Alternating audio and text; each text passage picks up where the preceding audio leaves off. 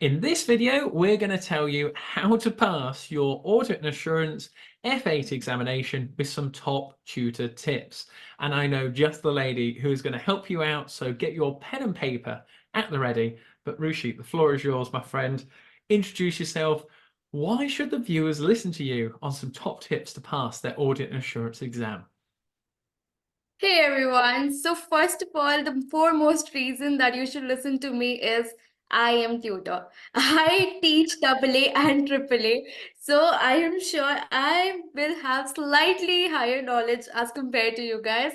And I do like AA and AAA full time, like full 24 hours are dedicated to audit. So of course you might be doing different tasks in your day, but I do only audit. So yeah, that's the reason that you should listen to me, of course. Oh no, Ruchi. People are watching this going, why does she find that fun? Why does she do that to herself? But I mean, we're going to base this on to help the students who are watching.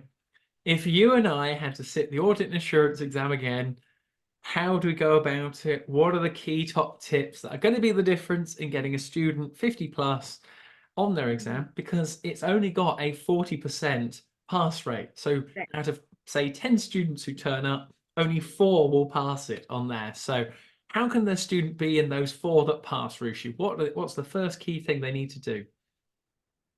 First key need is you need to leave your pen and paper. You need to make your laptop your best friend from day one. Don't make a habit from day one that you are writing your answer, you are writing just keywords in front of your answer. Done. I am done with the answer. This does not come like this. You need to have a lot of typing practice on your laptop.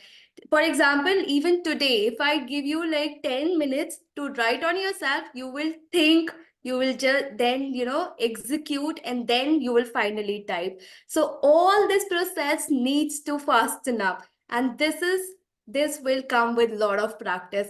So same goes with the audit. In case you are not practicing, the whole process of thinking, writing, and then typing will slow down, right? So make sure from the very first day you are typing, and typing all your answers, and you are not just reading and writing your answer. So that Completely should be the agree. first. Completely Yeah. agree, Rushi. And to add to that, when you're doing your answers, when you're doing questions, do it Right. on the CBE platform. Get familiar with seeing the scenario on the left, the worksheet on the right, how you would Right. lay out your answer. All of these things are going to equate to you getting more marks and not Murmur. wasting time when it comes to your real exam because you'll be familiar with the CBE platform on there. But Right. what else comes to mind, Rushi? If I said to you, you've got to go do that audit exam, how would you approach it? What would be your actual build up? Like, walk me through it. What would go through your mind? Okay, I believe a lot of people, a lot of students are not using CV platform, due to which they don't know how to use the highlighters. They feel this is a lot of burden to put the headings, to put, the bold and presentation, but this comes with, out of flow. If you are very familiar with the CV platform, this will come very automatically. Mhm. And presentation plays a major role in AA, because you need to have a heading, you need to just press enter, and you need to write your answer. If it comes out of chaos and everything, examiner will be frustrated that what I need to really check. So make, things easier for the examiner, be it your presentation, be it your the way you are writing answer. So the presentation also plays a major role, because when it comes to FRFM, you have formulas, you have questions, you have just 40 marks to, write. But when it comes to AA, you have a lot of theory to write. Mm. So make sure you are working on CB platform, you are familiarizing yourself with all the bold highlighters and everything. Yeah, I'll completely agree. And if we're talking about the exam itself, okay, so again, Hmm. imagine you and I are going to go do that audit exam.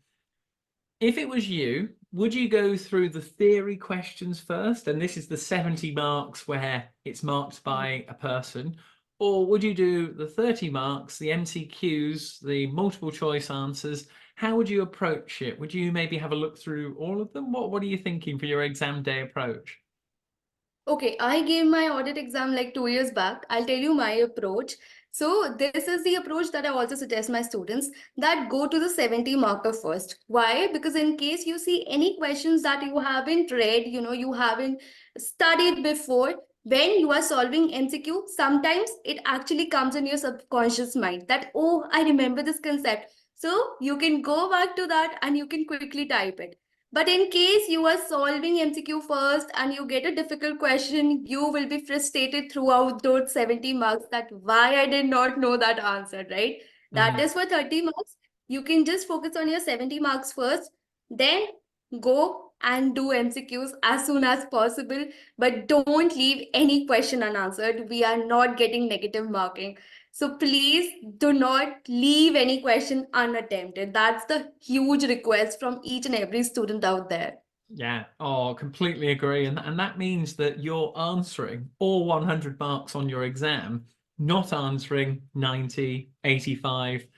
It Right. comes down to exam technique. And this is the one thing I really want students to take away is that if you've got in the theory questions, the 70 marks, a 6-mark question or an 8-mark question, that then tells you you've got to, for the 6-mark question, you have to write 3 points in a lot of detail on there, and it should be 3 well-sized paragraphs so that the marker goes, this student in this first paragraph, could I give them 2 marks? Next paragraph, could I give them 2 marks? Next Mhm. paragraph, can I do 2 marks?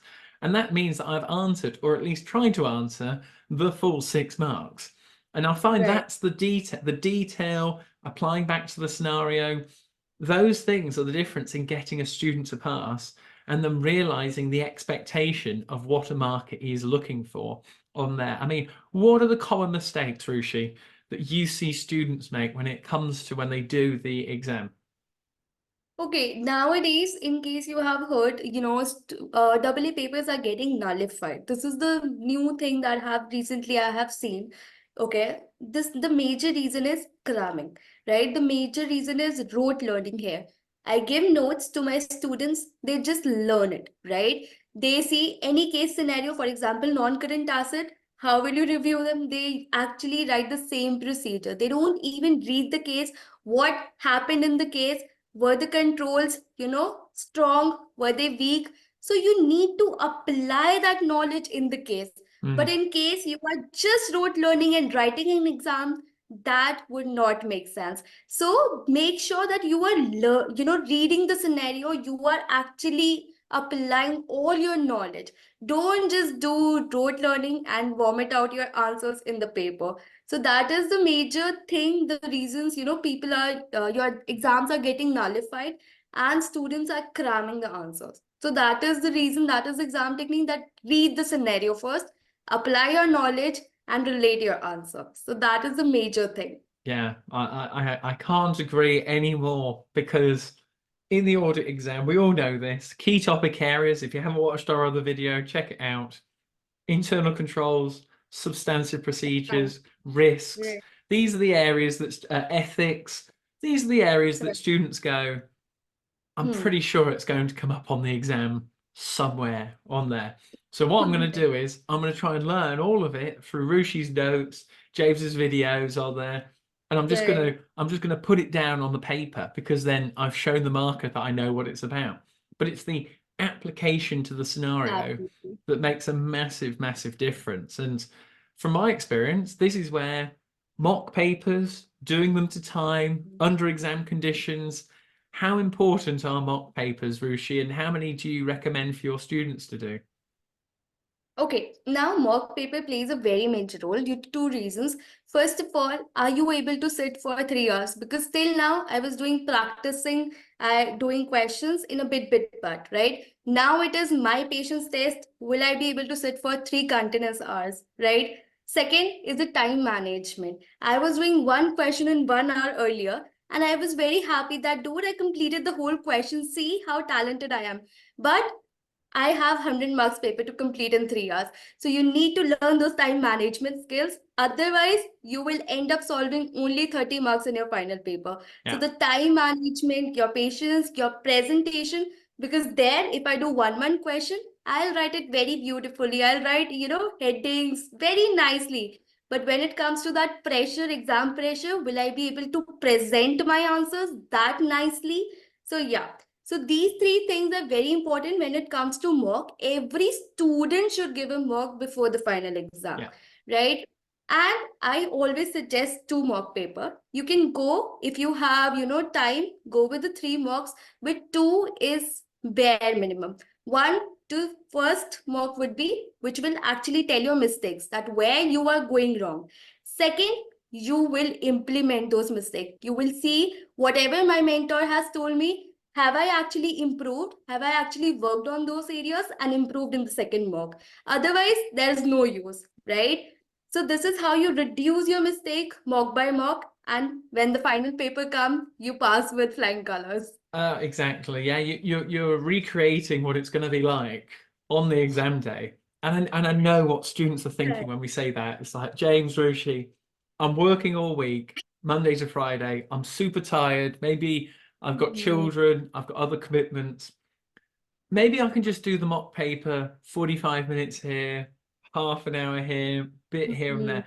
Honestly, I completely agree with you. Do the mock exactly like it would be the real thing, under exam conditions, no phone, on the CBE platform, and make the mistakes when you're doing it in practice. So when it comes to the real thing, easy peasy, on there. Really? It should be all right. But are there any other areas, Ruchi, that we've not talked about today that you go, I've got to get that on record. We have to put it down because it could be the difference in getting a student that 50 plus to pass?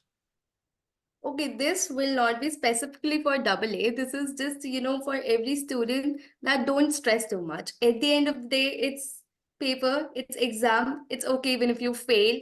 Don't give up that, dude, I'm not able to do it. Please don't do that. It's okay. Sometimes students come to me like last 2 days. Ma'am, I am, under so much pressure. I'm so stressed. I'm not able to do. Can you please evaluate this answer? At that time, I'll be like, please chill, please calm down. Things are done. 2.5 months have passed. You have studied as much as you could. Don't study for the last 2 days new topics, especially new topic, not the revision, but the new topics. And please keep yourself calm. Because when you go to the exam center, you will always be in the pressure. Don't carry yourself with an added pressure there. So that would be my major tip, that please guys try to calm yourself down. Don't stress it too much. Yes. Well, what is it always? If you fail to prepare to fail on there. And it's a case of if you are prepared and you've been through the lectures, you've done revision questions, you've then done your mock, these things will reduce that anxiety and the stress for it. It's the students who leave it to the last minute, don't follow their tutor's guidance on there. And other things, just to touch on, is especially if you don't work in audit or you've never been on an audit before, I can't stress how important it is so that you know what happens from the start of an audit all the way to the end, because you can get questions on each phase and stage and change on there, and they can throw anything at you in the exam. So if there's a final tip to get down, make sure you're aware of the audit process, audit opinions, who's involved in the audit. And it comes back to, as you said, Ruchi, looking at the scenario on there as well. The only final question I have is, when would you recommend that a student, say, finishes all of the lectures for their audit assurance exam and then they move on to question practice, and then when should they do a mock by? Because I tend to find that students keep watching lectures, they just leave it too long, and then they don't go into the question practice. What do you advise for your students that could help someone to pass? Okay, now when it comes to the approach, see, every student might have different approach, because one maybe 100% student, maybe one must be working. So their work thing and everything schedule does not match. Okay, so this cannot be answered in general thing. But I would always suggest go to lectures, just understand what has been taught, and go to the exam question. Do it. Do you understand?